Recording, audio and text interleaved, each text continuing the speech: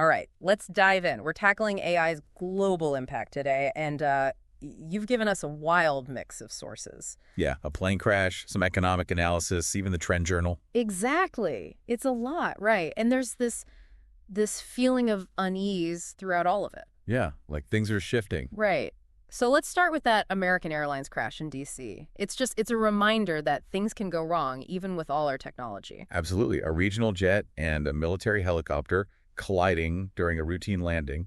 It's terrifying, and it comes at a time when we're already worried about air travel. Yeah, the staffing shortages. Right. And back in 23, the NTSB chair even warned us about strain on the aviation system. And this crash, it kind of proves his point. It's unsettling, and it makes you think, could this have been prevented? Well, the Transportation Secretary didn't hold back. He called it absolutely preventable. Wow. It shows how urgent it is, to invest in safety in the skies. This feeling of unease, of systems under strain, it seems to be everywhere. And it brings us to another source, China's DeepSeek AI. Oh, yeah. This is where things get interesting. Okay, so tell me, what makes DeepSeek different from our AI?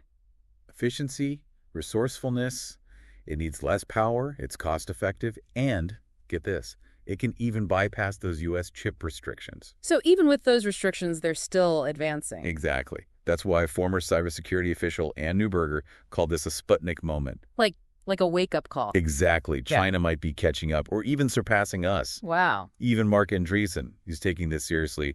We have to reevaluate our strategy. Makes you wonder, did the Biden administration's regulations, did they actually push China to innovate faster? That's the debate, right? Yeah. Did we stifle ourselves while giving them an opening? And this is all happening while the global economy is uncertain. Every expert seems to have a different opinion. Mixed signals for sure. We have Tesla with these epic growth predictions for 2025. They're so optimistic. And it's like they're in their own world, defying gravity while everyone else worries about tariffs. But then you have GM, much more cautious. And then that drop in UPS stock, like a warning sign. Right. They're even cutting back with Amazon. It's a huge shift how we move things around the world. And then there's the European Central Bank. They're cutting interest rates. Bold move compared to the Federal Reserve's wait and see. Two different approaches. Adds to the uncertainty. It's a lot to take in, but before we get lost, let's hear from the Trend Journal. They always have a unique take. Okay, I'm intrigued. What are they saying? Well, Gerald Celente, he's predicting a dot-com bust for AI. Whoa, seriously? Is he saying all this AI hype is going to fizzle out? Seems like he thinks the hype is outrunning reality. So like the dot-com bubble? Exactly. Investors jumping in without really understanding AI. And he also mentioned the energy demands of AI, right? Right. He thinks that's a big problem. Unsustainable.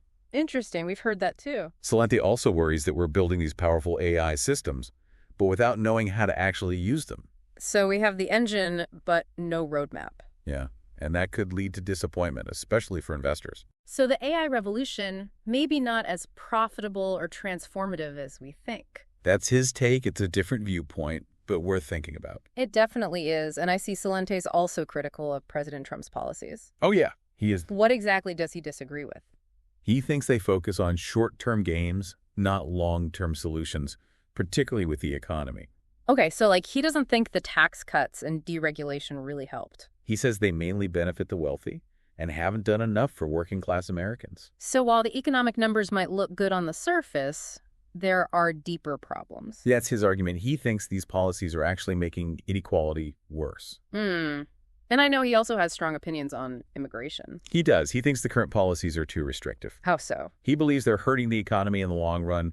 We need a more balanced approach. That's an interesting perspective. The economic impact of immigration, we don't always hear that side.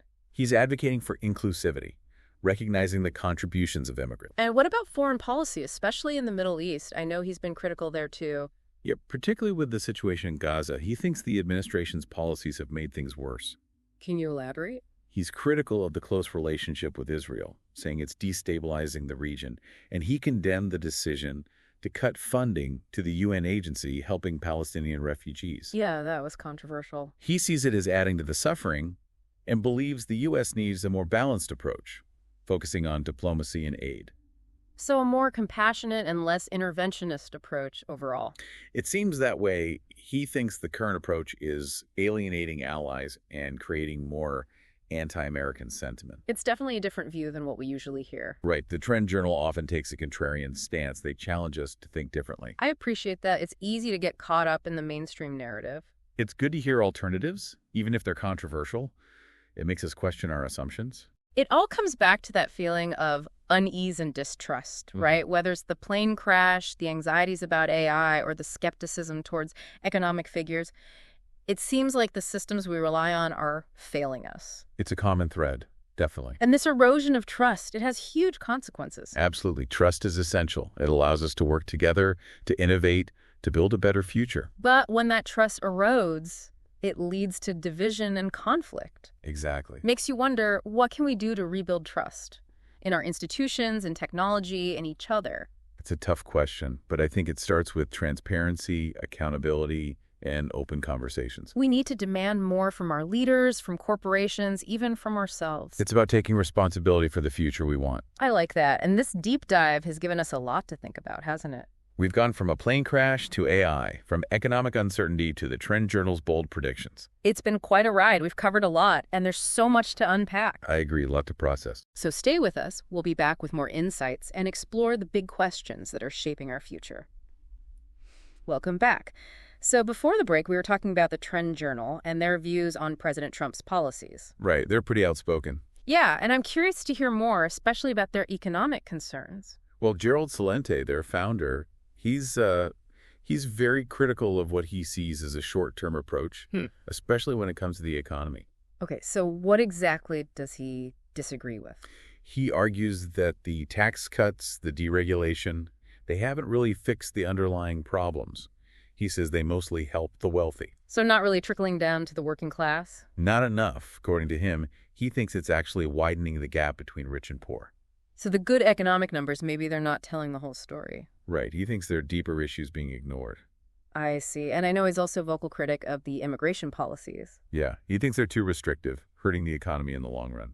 So what would he propose instead? A more balanced approach, one that recognizes how much immigrants contribute. That's interesting. We don't always consider the economic impact of immigration. He's all about inclusivity, using the talents and skills that immigrants bring. Makes sense. And what about his views on foreign policy? I know he's been critical of that too. Especially in the Middle East, he's very concerned about the situation in Gaza. What are his specific criticisms? He thinks the administration's policies have actually made the conflict worse. Okay, how so? Well, he points to the close relationship with Israel, saying it's led to more instability in the region, and he was very critical of the decision to cut funding to that UN agency helping Palestinian refugees. Right, that was a big controversy. He sees it as causing more suffering, and he believes the U.S. should be focusing more on diplomacy and aid. So basically a less interventionist approach, more focused on peace and humanitarian efforts. That's the idea. He thinks the current approach is alienating our allies and fueling anti-American sentiment. It's definitely a different perspective than what we usually hear. Yeah. The Trend Journal, they're known for challenging conventional wisdom. And I think it's important to hear those alternative views. It makes us think critically. Absolutely. It forces us to question our assumptions. And it brings us back to that theme of unease and distrust that we keep seeing. Right. Whether it's the plane crash, the worries about AI, or the doubts about the economy, there's this feeling that the systems we depend on are letting us down. It's like a crack in the foundation. Exactly. And that erosion of trust, it can have serious consequences. Trust is what allows us to cooperate, to innovate, to build a better future. Without it, we end up with division, instability, maybe even conflict. It's a sobering thought. So what can we do? How do we rebuild trust in our institutions, in technology, in each other? Well, it's not easy, but I think it starts with being more transparent, more accountable. We need to demand more from our leaders, from corporations, and yeah, even from ourselves. It's about taking responsibility, working together to create the future we want. This deep dive has definitely given us a lot to think about. So many different perspectives. We've covered a lot, from that tragic plane crash to the rise of China's DeepSeek AI, from economic uncertainty to the Trend Journal's warnings. And through it all, this question of trust keeps coming up. It's clearly a crucial issue. Absolutely. It affects everything. We've only scratched the surface here. There's so much more to explore. This is just the beginning, a starting point for further investigation. So for everyone listening, don't stop here. Keep asking questions. Keep digging deeper, keep challenging the status quo. The search for understanding is a journey, not a destination. We're all in this together, so stay tuned. We'll be right back to wrap up this deep dive and leave you with some final thoughts to ponder. We're back for the final part of our deep dive. Man, we've been through a lot today. We have, from that plane crash to DeepSeek AI, the economy, the trend journal. It's almost overwhelming. You know what it feels like when you're on a plane and it hits turbulence? Oh yeah, I know that feeling. Logically it's fine, but you still get that nervous feeling like, what if? And I think that's what a lot of people are feeling right now about the world in general.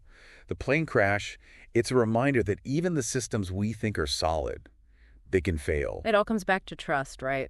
Or the lack of it. Exactly. And when trust erodes, it's like a crack in the foundation of everything. Trust is how we function as a society. It's what allows us to build things, to work together. But when it's gone... Things fall apart. You get division, instability, conflict. So where do we go from here? How do we even begin to rebuild trust when it feels like everything's so uncertain? It's a tough question. No easy answers. But I think it starts with us becoming more critical thinkers. Like questioning what we see and hear, not just taking things at face value. Exactly. We have to dig deeper, look for different perspectives, and really engage in thoughtful discussion, even with people we disagree with. It's a lot of work, to be honest. But in a way, it's kind of empowering, too. It is. Because when we're informed, when we can think for ourselves, we're not just passengers anymore. We have a say in things. So maybe this loss of trust, as scary as it is, it's also a chance for us to wake up, to take more responsibility. I think so. This deep dive, it's about giving you the tools to understand the world, to navigate it, even when things feel chaotic. We've looked at some pretty complex issues, and it can feel overwhelming. But remember, this is just the start.